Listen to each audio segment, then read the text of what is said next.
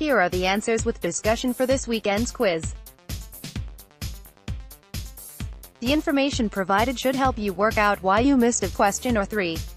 If you haven't already done the quiz from yesterday, then have a go at it before you read the answers.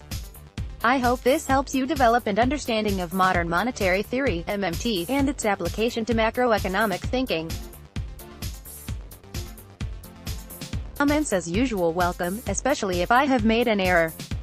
Question 1. Real wages growth has been non-existent or low in many advanced nations in recent years. However, if workers succeed in gaining real wages increases, then this will squeeze the share of profits in national income. The answer is false. The question requires you to understand what determines the real wage and what the relationship between earnings and labor productivity growth is. When economists do not specify the unit, you should always assume they are talking in nominal terms. So the reference to the rate of growth of earnings is in terms of the monetary unit, which is the common understanding that people would have of the term. In terms of the logic of the question, that would also be the only sensible interpretation. The real wage is defined as the purchasing power equivalent on the nominal wage that workers get paid each period. To compute the real wage, we need to consider two variables, a, the nominal wage, W, and the aggregate price level, P.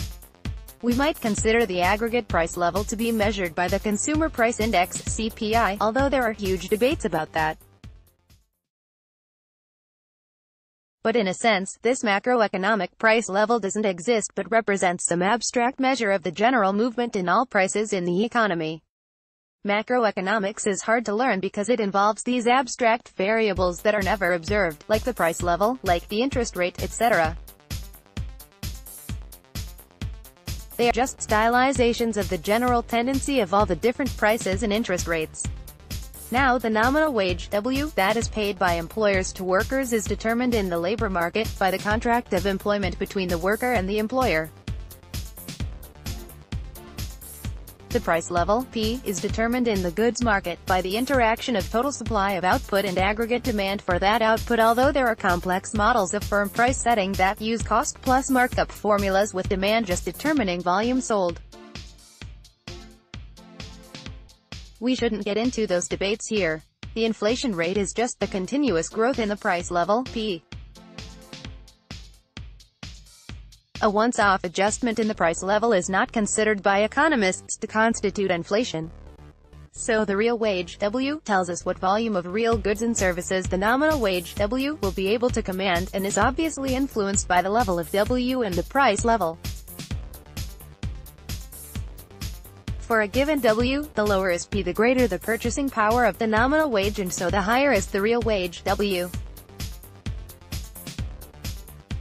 We write the real wage, W, as with P. So if W equals 10 and P equals 1, then the real wage, W, equals 10, meaning that the current wage will buy 10 units of real output. If P rose to 2, then W equals 5, meaning the real wage was now cut by 1/2. The relationship between the real wage and labor productivity relates to movements in the unit costs, real unit labor costs, and the wage and profit shares in national income. The wage share in nominal GDP is expressed as the total wage bill as a percentage of nominal GDP. Economists differentiate between nominal GDP, dollar GDP, which is total output produced at market prices, and real GDP, GDP, which is the actual physical equivalent of the nominal GDP. We will come back to that distinction soon. To compute the wage share, we need to consider total labor costs in production and the flow of production, dollar GDP, each period. Employment, L, is a stock and is measured in persons, averaged over some period like a month or a quarter or a year. The wage bill is a flow and is the product of total employment, L, and the average wage, W, prevailing at any point in time. Stocks, L, become flows if it is multiplied by a flow variable, W. So the wage bill is the total labor costs in production per period. So the wage bill equals WL. The wage share is just the total labor costs expressed as a proportion of $GDP, WL, $GDP in nominal terms, usually expressed as a percentage. We can actually break this down further. Labor productivity, LP, is the units of real GDP per person employed per period. Using the symbols already defined, this can be written as LP equals GDP, L, so it tells us what real output, GDP, each labor unit that is added to production produces on average. Nominal GDP, $GDP, can be written as PGDP, where the P values the real physical output. Now if you put these concepts together you get an interesting framework. To help you follow the logic, here are the terms developed, and be careful not to confuse $GDP, nominal, with GDP, real. Wage share equals WL, $GDP nominal GDP, $GDP equals PGDP labor productivity, LP equals GDP, L real wage, W equals with P. By substituting the expression for nominal GDP into the wage share measure we get wage share equals WL/P.GDP. In this area of economics, we often look for alternative way to write this expression. It maintains the equivalence, that is, obeys all the rules of algebra, but presents the expression, in this case the wage share, in a different view.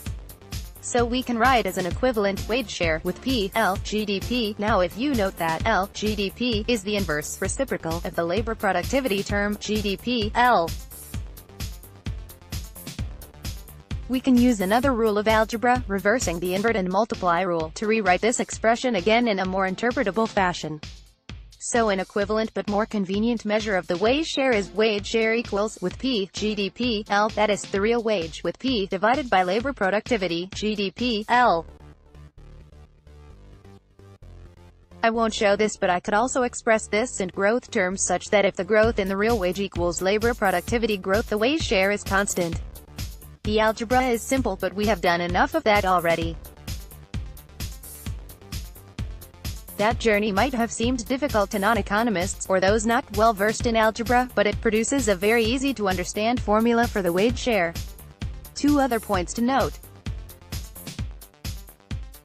The wage share is also equivalent to the real unit labor cost, RULC, measures that treasuries and central banks use to describe trends in costs within the economy. Please read my blog, Saturday Quiz, May 15, 2010, Answers and Discussion, for more discussion on this point. Now it becomes obvious that if the nominal wage, W, and the price level, P, are growing at the pace the real wage is constant. And if the real wage is growing at the same rate as labor productivity, then both terms in the wage share ratio are equal, and so the wage share is constant. The wage share was constant for a long time during the post-Second World period, and this constancy was so marked that Kaldor, the Cambridge economist, termed it one of the great, stylized facts. So real wages grew in line with productivity growth, which was the source of increasing living standards for workers. The productivity growth provided the room in the distribution system for workers to enjoy greater command over real production and thus higher living standards without threatening inflation. Since the mid-1980s, the neoliberal assault on workers' rights, trade union attacks, deregulation, privatization, persistently high unemployment, has seen this nexus between real wages and labor productivity growth broken. So while real wages have been stagnant or growing modestly, this growth has been dwarfed by labor productivity growth. The following blogs may be of further interest to you. Question 2. The government has to issue debt to match an ongoing fiscal deficit if the central bank is targeting, say, a 2% short-term interest rate and declines to pay a return on excess bank reserves. The answer is true. I am using the term government here in the modern monetary theory (MMT) sense of the consolidation of the central bank and treasury operations. Central banks conduct what are called liquidity management operations for two reasons. First, they have to ensure that all private checks that are funded, clear and other interbank transactions occur smoothly as part of its role of maintaining financial stability. Second, they must maintain aggregate bank reserves at a level that is consistent with their target policy setting given the relationship between the two. So operating factors link the level of reserves to the monetary policy setting under certain circumstances. These circumstances require that the return on excess reserves held by the banks is below the monetary policy target rate. In addition to setting a lending rate discount rate, the central bank also sets a support rate which is paid on commercial bank reserves held by the central bank. Commercial banks maintain accounts with the central bank which permit reserves to be managed and also the clearing system to operate smoothly. In addition to setting a lending rate discount rate, the central bank also can set a support rate which is paid on commercial bank reserves held by the central bank, which might be zero. Many countries, such as Australia, Canada and zones such as the European Monetary Union, maintain a default return on surplus reserve accounts. For example, the Reserve Bank of Australia pays a default return equal to 25 basis points less than the overnight rate on surplus exchange settlement accounts. Other countries like Japan and the US have typically not offered a return on reserves until the onset of the current crisis. If the support rate is zero, then persistent excess liquidity in the cash system, excess reserves, will instigate dynamic forces which would drive the short-term interest rate to zero unless the government sells bonds or raises taxes. This support rate becomes the interest rate floor for the economy. Short-run or operational target interest rate, which represents the current monetary policy stance, is set by the central bank between the discount and support rate. This effectively creates a corridor or a spread within which the short-term interest rates can fluctuate with liquidity variability. It is this spread that the central bank manages in its daily operations. In most nations, commercial banks by law have to maintain positive reserve balances at the central bank, accumulated over some specified period. At the end of each day, commercial banks have to appraise the status of their reserve accounts.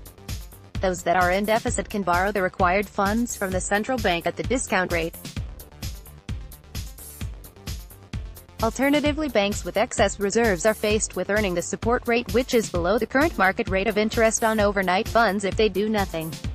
Clearly, it is profitable for banks with excess funds to lend to banks with deficits at market rates.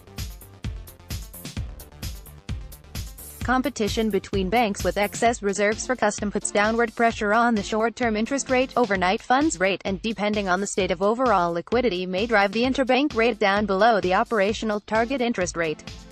When the system is in surplus overall, this competition would drive the rate down to the support rate. The main instrument of this liquidity management is through open market operations, that is, buying and selling government debt. When the competitive pressures in the overnight funds market drives the interbank rate below the desired target rate, the central bank drains liquidity by selling government debt. This open market intervention therefore will result in a higher value for the overnight rate. Importantly, we characterize the debt issuance as a monetary policy operation designed to provide interest rate maintenance. This is in stark contrast to orthodox theory, which asserts that debt issuance is an aspect of fiscal policy and is required to finance deficit spending. So the fundamental principles that arise in a fiat monetary system are as follows. The central bank sets the short-term interest rate based on its policy aspirations. Government spending is independent of borrowing, which the latter best thought of as coming after spending.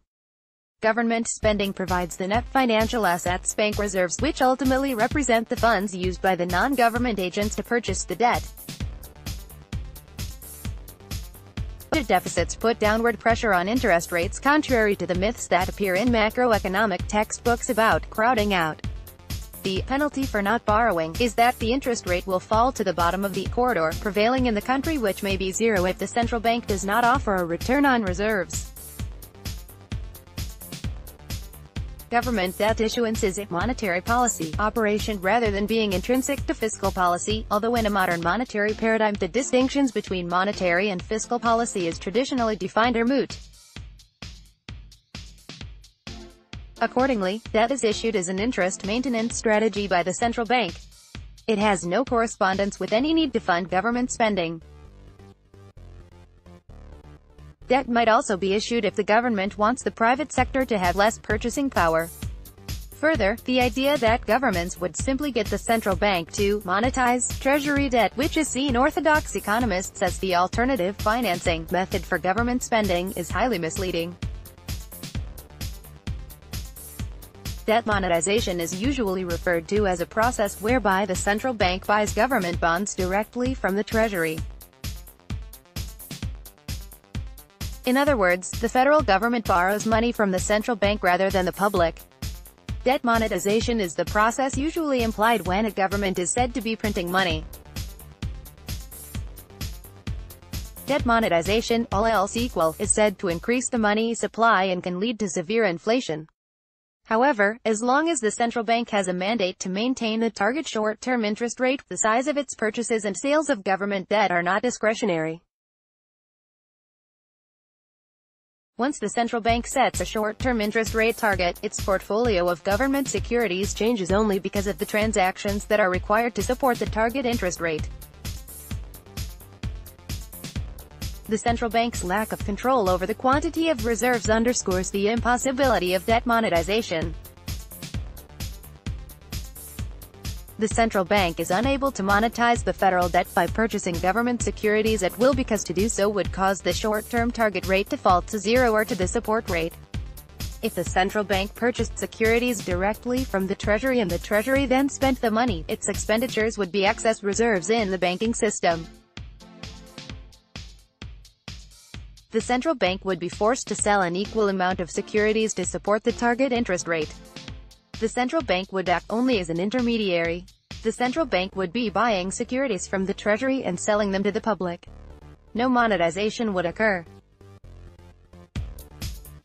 However, the central bank may agree to pay the short-term interest rate to banks who hold excess overnight reserves.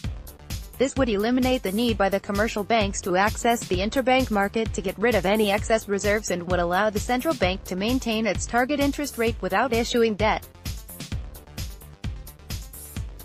The following blogs may be of further interest to you. Question 3. Suppose that the government announced it intended to cut its deficit from 4% of GDP to 2% in the coming year, and during that year net exports were projected to move from a deficit of 1% of GDP to a surplus of 1% of GDP.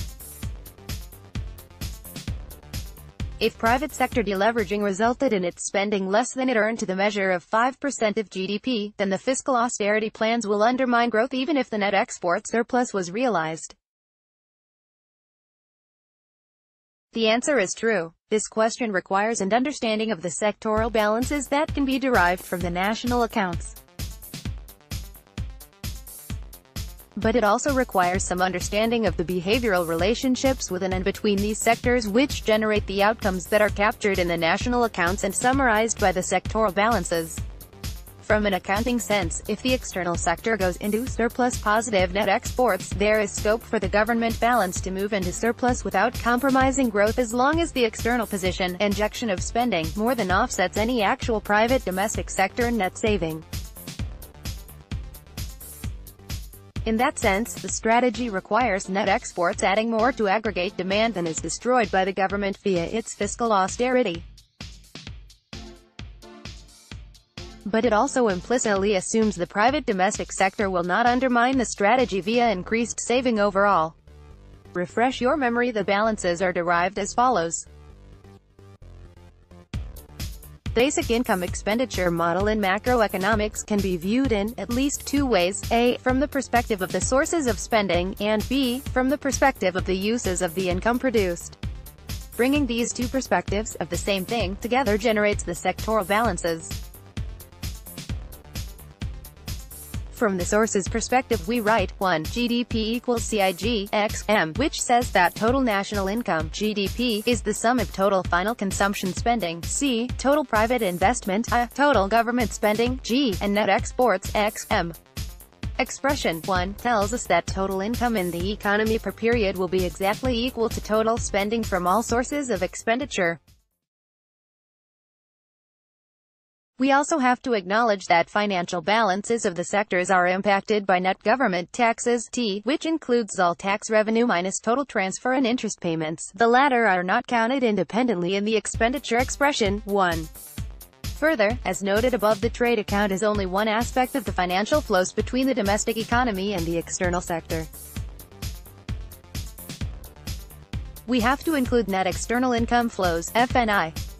Adding in the net external income flows, FNI, to expression 2, for GDP we get the familiar gross national product or gross national income measure, GNP, 2, GNP equals CIG, X, M, FNI. To render this approach into the sectoral balances form, we subtract total net taxes, T, from both sides of expression 3, to get 3.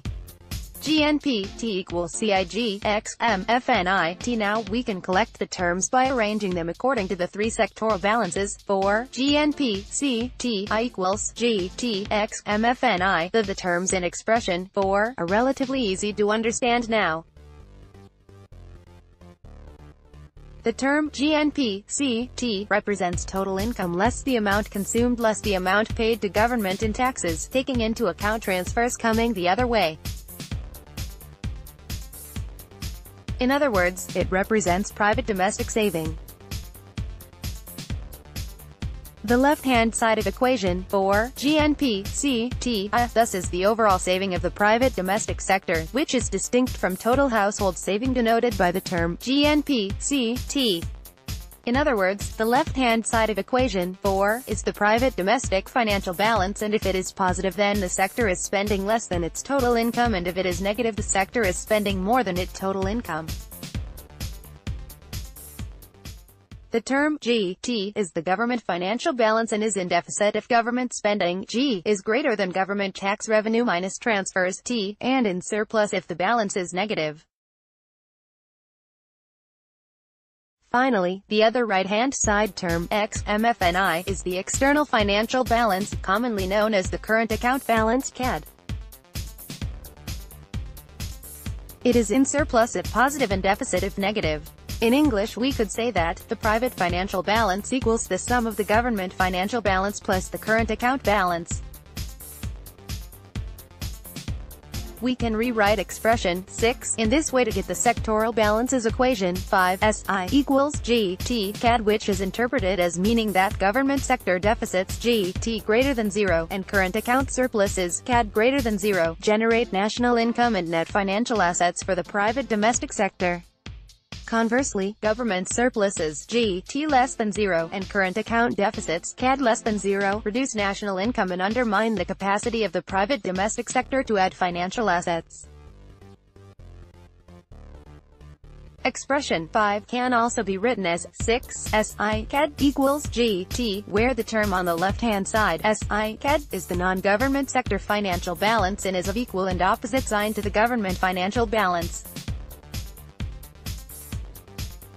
This is the familiar MMT statement that a government sector deficit surplus is equal dollar for dollar to the non-government sector surplus deficit.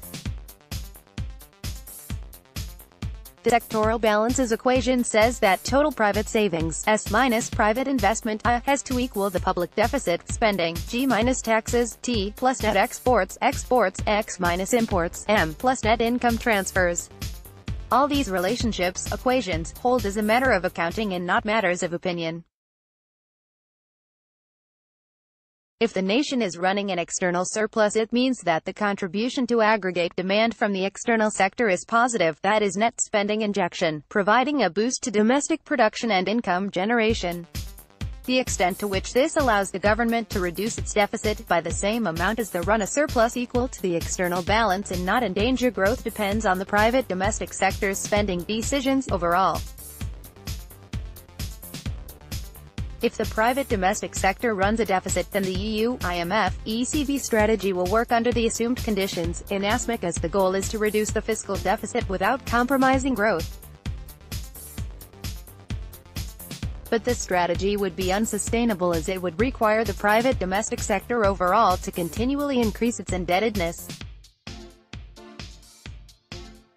The following graph captures what might happen if the private domestic sector, households and firms, seeks to increase its overall saving at the same time the net exports are rising and the government deficit is falling. In period 1, there is an external deficit of 1% of GDP and a fiscal deficit of 4% of GDP, which generates income sufficient to allow the private domestic sector to save 3% of GDP. the government plans to cut its deficit to 2% of GDP by cutting spending. To achieve that at the same time that net exports is rising to 1% of GDP, then the government would be implicitly assuming that the private domestic sector would not change its saving behavior overall. However, what happens if the private sector, fearing the contractionary forces coming from the announced cuts in public spending and not really being in a position to assess what might happen to net exports over the coming period, decides to increase its saving? In other words, they plan to increase net saving to 5% of GDP, the situation captured under the private plan option. In this case, if the private domestic sector actually succeeded in reducing its spending and increasing its saving balance to 5% of GDP, the income shifts would ensure the government could not realize its planned deficit reduction. The public and private plans are clearly not compatible, and the resolution of their competing objectives would be achieved by income shifts. In other words, as the private domestic sector and the public sector reduced their spending in pursuit of their plans, income would contract even though net exports were rising. The situation is that unless private domestic sector behavior remains constant, the government cannot rely on an increase in net exports to provide the space for them to cut their own net spending.